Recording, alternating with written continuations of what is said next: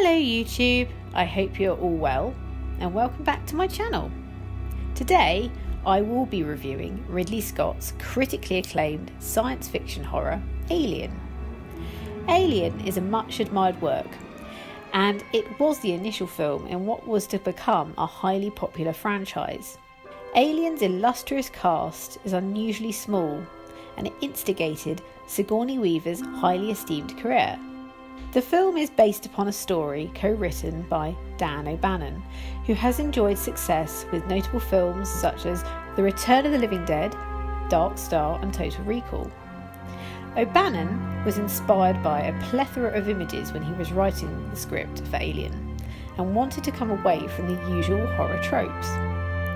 O'Bannon assumed that he would give direction for the film, but instead it was Ridley Scott who was given the task. The producers deemed Scott to be a more serious director after having been impressed by his previous work. So, I shall just get started with my review of this distinguished film and I hope you enjoy it. The opening credits are visually enveloping and although they are simple and slick, they give the viewer a sense of foreboding. The credit sequence mirrors the film. It imparts an unnerving discomfort in a mysterious, slow-paced way. A crew of 7 are aboard a mining ship called Nostromo, and the film begins with Mother, the ship's computer, awakening the workers after identifying a signal from a minor planet, or a planetoid as they call it. The crew are obligated to investigate, and thus they arrive on this planetoid, damaging Nostromo in the process. The communication originated from an abandoned alien ship, and some of the crew get an unwelcome shock on the discovery of alien remains. Sigourney Weaver's character, Ripley, the warrant officer of the ship, decodes some encrypted message, and it appears that this is a warning and not remotely innocuous. The executive officer of Nostromo, Kane, who is played by John Hurt, has a misfortune to happen upon a sort of nest containing a multitude of eggs. When Kane touches one out of curiosity, it hatches, ascends and attaches itself to poor Kane's face. 2 of the crew members, Captain Dallas and Navigator Lambert, played by Tom Skerritt and Veronica Cartwright respectively, scramble back to the ship, aiding Kane as they go. However, Ripley asserts her innate responsibility and refuses their re-entry onto Nostromo. Ripley is concerned that this otherworldly being could contaminate the ship, and yet Ian Holmes' character, Ash, grants them access, ignoring her worries. Ash tries to prise this crab-like creature off Kane's face, and in the process realises that it bleeds corrosive acid. Eventually, it removes itself and dies. After the ship is repaired, the crew re-engage with their original mission, and Kane recovers, seemingly unaffected by this hazardous encounter. The crew regroup for a final dinner before stasis, when the viewer is treated to a hellish vision. It is one of the most iconic sequences of the entire film, so much so, even if one hasn't seen it, they will be familiar with this footage. Kane is subjected to an alien puncturing his chest. It bores its way through his torso, proceeds to take a quick observance of its surroundings before scurrying off into the depths of Nostromo. The crew, at this point, are understandably terrified and attempt to find this nefarious, predatory creature, and there are various search and ambush scenes which follow. Ripley takes control in the absence of her senior officers and realises, whilst accessing the computer system, that Ash has been involved in a clandestine plot to obtain this alien and return it to their employers, without any regard for the crew's safety. Incandescent with rage, Ripley confronts Ash and she pushes him, revealing his true identity as an android.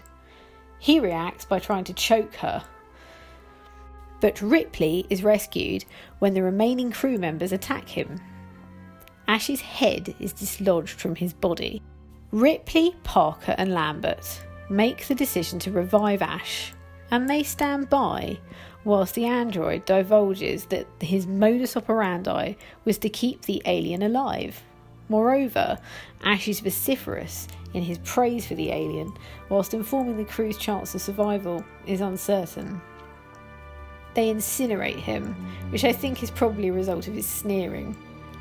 I actually found this one of the most disturbing scenes of the whole film.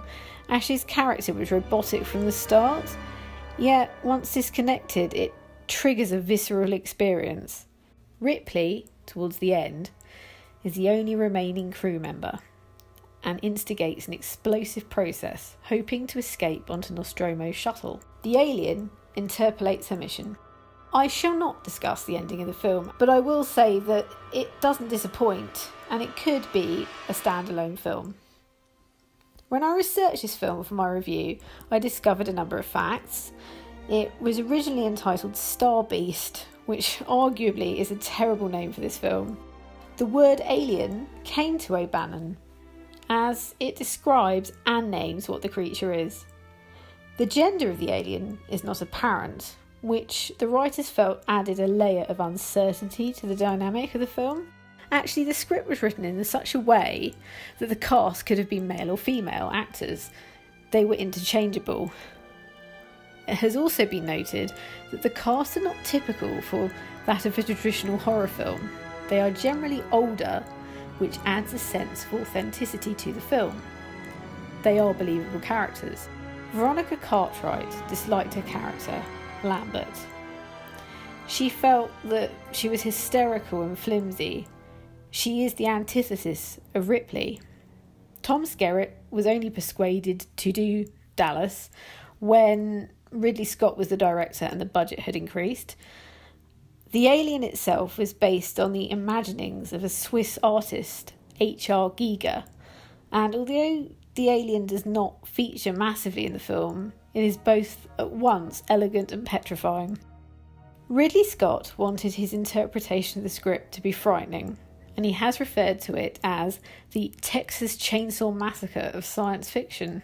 For me, it is a unique and memorable film, and it feels very modern, partly due to its anachronistic elements. Alien is a truly interesting cinematic experience, and most certainly stands apart from others in this genre. I shall be exploring aliens next, and if you have any thoughts about either film, then please feel free to comment below. I hope you enjoyed this review. If you did, please do give it a thumbs up and please click on the subscribe button. Thank you very much for watching, and bye for now.